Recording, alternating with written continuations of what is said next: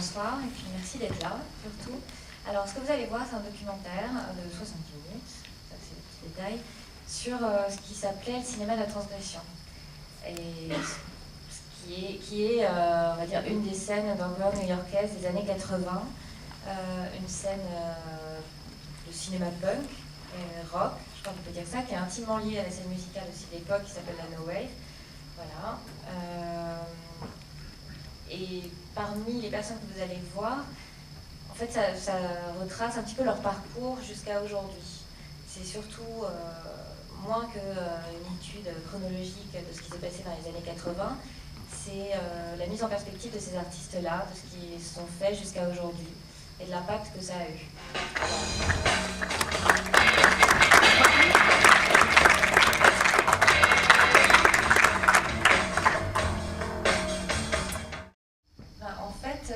Comme peut-être beaucoup d'entre vous, je ne sais pas, j'étais fan de Sonic Youth.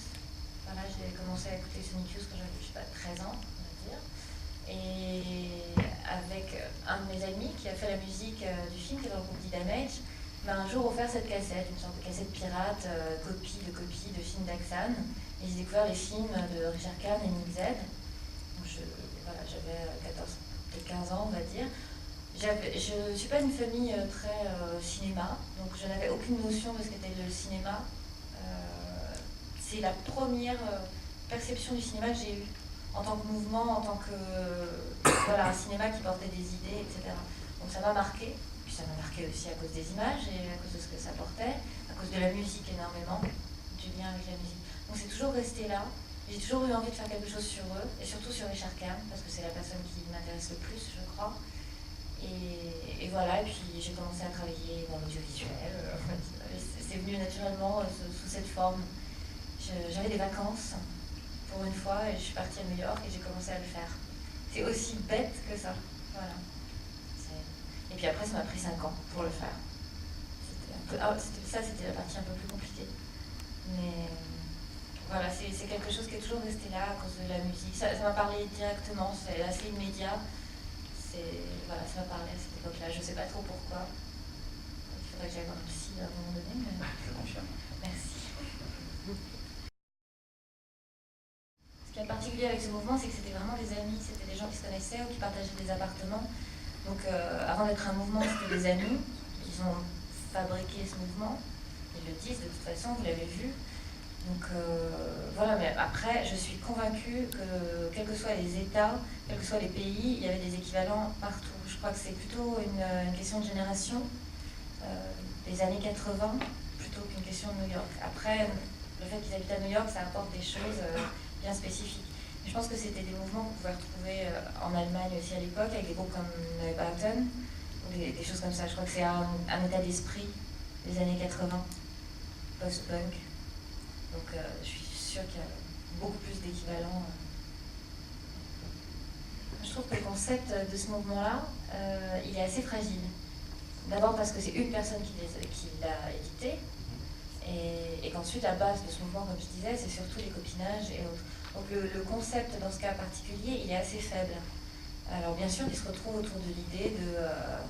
ils écoutent du rock, ils écoutent du punk, ils partagent une certaine idéologie, mais elle est très limitée.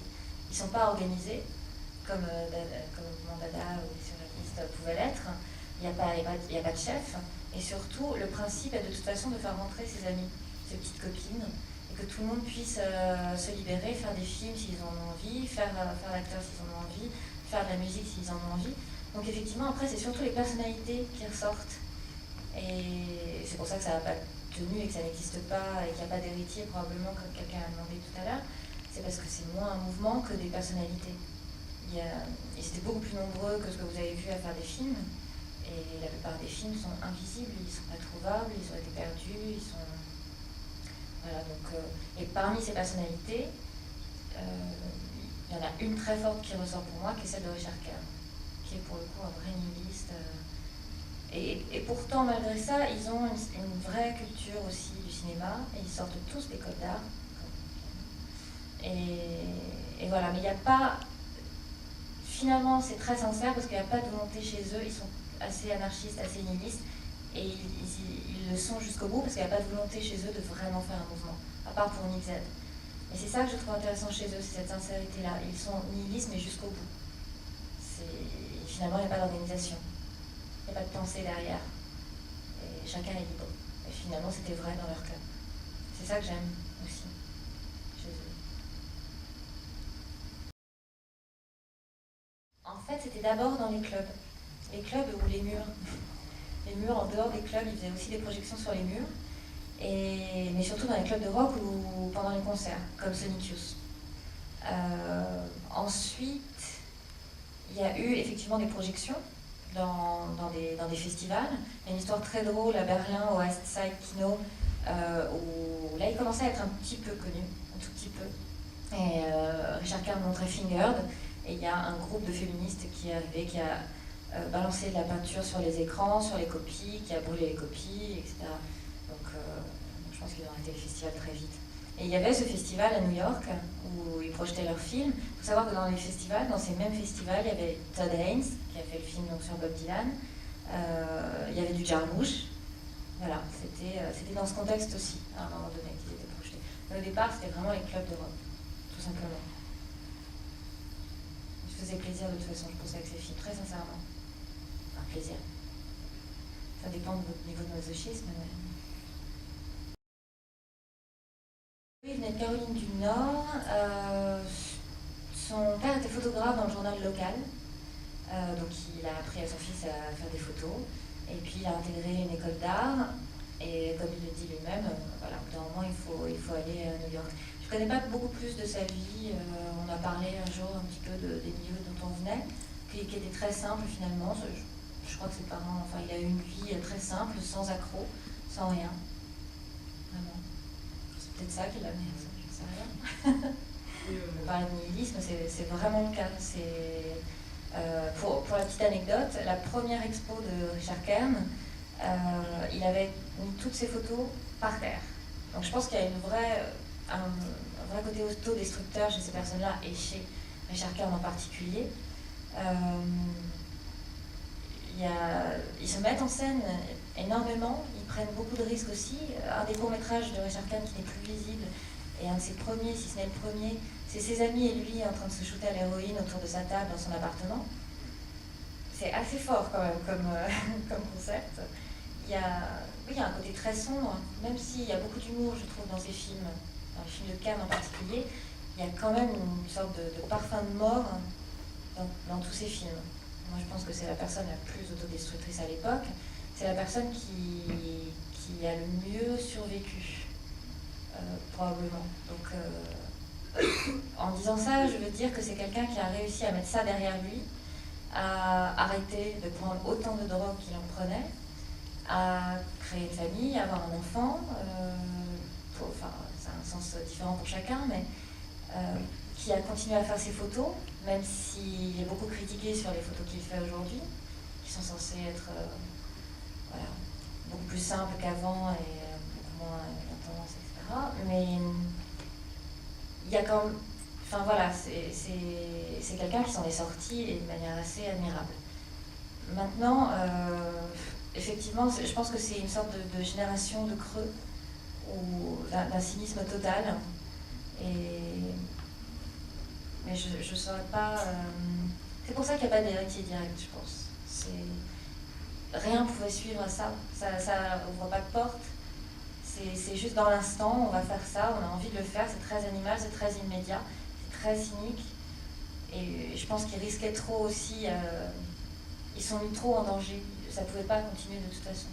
Ça ne pouvait pas être un mouvement qui allait apporter quoi que ce soit, puisque chaque fois qu'ils faisaient un film, ils se mettaient en danger.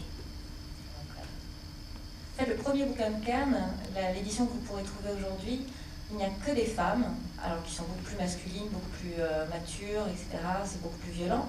Alors que la vraie première édition, il y avait des hommes et des femmes. Et des hommes qui étaient torturés, saignés, etc. Et des photos de femmes très érotiques à côté. Taschen lui a demandé d'enlever toutes ces photos d'hommes. Et je pense que c'est là qu'il a pris la décision effectivement de gagner de l'argent avec ce qu'il faisait et de pouvoir se donner la liberté, parce qu'en fait ce n'est pas que négatif ce qu'il fait. Il s'est donné la liberté de pouvoir vivre de ses photographies et de pouvoir s'amuser avec. Il est passé d'un extrême à l'autre, je pense. Et est-ce que c'est commercial? Oui, je pense. C'est quelque chose qui m'a dérangé aussi à un moment donné. Maintenant, c'est un personnage tellement particulier et je pense qu'il a tellement frôlé la mort ou des souffrances extrêmes à certains moments, ou la folie, qu'il a dû passer d'un extrême à un autre. Du coup, enfin, moi je pourrais pas lui en vouloir. Je pourrais pas ouvrir un bouquin en me disant ah mais vraiment c'est ultra commercial. Mais maintenant que j'ai entendu certaines anecdotes, maintenant que j'ai rencontré, je pense que c'était une nécessité pour lui aussi. Je crois qu'il s'amuse à faire ce qu'il fait. C'est quelqu'un de très simple en fait. C'est le plus doué pour moi, c'est le plus intelligent. C'est la personne qui pourrait faire des choses absolument merveilleuses, qui aurait pu faire des longs métrages incroyables. Mais c'est quelqu'un de très simple et qui n'est pas très sociable non plus. Donc je crois que c'était une question de survie, moins que de se faire de l'argent. Alors, j'ai été en contact avec lui et il m'a dit, il venait sur Paris pour un concert. On en a parlé. Il a pris une journée pour réfléchir et il m'a dit que finalement ça ne l'intéressait pas de participer à un projet comme celui-là parce que c'était derrière lui. Il voulait plus en parler. Puis c'est aussi difficile, c'est pas le seul aussi à m'avoir dit ça, parce qu'ils ont tous été très liés et je pense qu'ils ont tous vu des choses des uns et des autres, des aspects très très sombres et il y a beaucoup d'histoires très sombres qui les lient. Je pense que c'était aussi une question de survie à un moment donné de laisser ça derrière. Sonic Youth, Lydia Lunch et Richard Kahn se voient encore beaucoup. Ils travaillent encore ensemble. Mais les autres se sont vraiment dispersés. Richard Kahn et Nick Z dans la même pièce, c'est assez compliqué. Lydia Lunch et Nick Z dans la même pièce, c'est sanglant. Donc voilà, je pense que c'est assez difficile pour certains d'entre eux d'avoir à parler. Fœtus, c'était aussi le grand amour de Lydia Lunch. Et je pense qu'il y a un réel problème pour eux de parler de l'un et de l'autre. Oui, puis ils ne veulent pas forcément être considérés comme ayant fait partie d'un mouvement. Je pense justement parce que c'est des personnages aussi très forts qui ont un art chacun très différent et très marqué. Je pense que des années après, 25 ans après, ils n'ont aucune envie de se retrouver mêlés à ça. Puis ils avaient 20 ans, 25 ans. Quand vous repensez à ce qu'on faisait quand on avait 18, 20 ans, parfois on n'aime pas trop y repenser, aux petits films qu'on a fait avec ses copains quand on avait 20 ans, on n'aime pas trop qu'ils ressortent, je ne sais quoi. Voilà, je pense que c'est vraiment derrière eux. La première fois que j'ai interviewé Kahn, il n'y avait aucune envie de sa part de parler du cinéma de la transgression. J'ai dû parler de ses photos pendant un certain temps et ensuite l'amener à ça. Ça l'a un peu agacé la première fois. Pour eux, c'est des vieux souvenirs. C'est aussi simple que ça. Elle a toujours envie. Elle ne faisait pas partie du mouvement et je n'ai pas essayé de la contacter. Par contre, il y a un vrai rapport, je pense, en termes de voyeurisme, il y a un vrai rapport entre Kahn et Nat Goldin sur le fait de se mettre en scène. Presque de masochisme aussi. Voilà. Donc il y a. Mais c'est pas le seul Richard Kahn à faire ça à l'époque. Il y a Eric Kroll, il y a d'autres personnes de toute façon. Il y a Larry Clark avec ses photos à Tulsa qui sont aussi fortes que celles de Kahn, voire plus pour certaines, je pense. Alors il y a des héritiers directs qui sont venus de toutes parts des États-Unis et qui ont déboulé à New York à la fin des années 80. Donc ils sont raccrochés à ce mouvement. Et on peut rapprocher Bruce LaBruce par exemple, qui est pour moi un héritier direct, qui venait lui du Canada, qui avait un mouvement qui s'appelait le homocore, donc qui faisait des films un peu trash avec un humour assez noir mais sur des gays. Voilà, qui mettait en scène à chaque fois son personnage de Bruce LaBruce. Donc ça c'est une première chose. Après, alors, la manière dont je vois les choses, j'ai jamais vraiment cherché d'héritier direct, mais en France, je penserais à quelqu'un comme Jean-Louis Coste. Alors, c'est pas un héritier direct, mais c'est un équivalent. J'ai trouvé des choses intéressantes quand Harmony Korine a commencé à faire des films. Alors, ça va paraître un petit peu lointain comme comparaison, mais au niveau de la narration et des choses comme ça, je trouvais qu'Harmony Korine, c'était quelqu'un qui posait des questions sur le format du film, sur la narration, et qui remettait un petit peu tout ça en question. Donc voilà, après, je pense pas qu'il y ait d'héritier direct en fait, parce que déjà je pense pas que ça ait été perçu comme un mouvement d'une grande ampleur, et je pense pas qu'il y ait, comme ils sont encore vivants, donc ça n'a pas encore impact.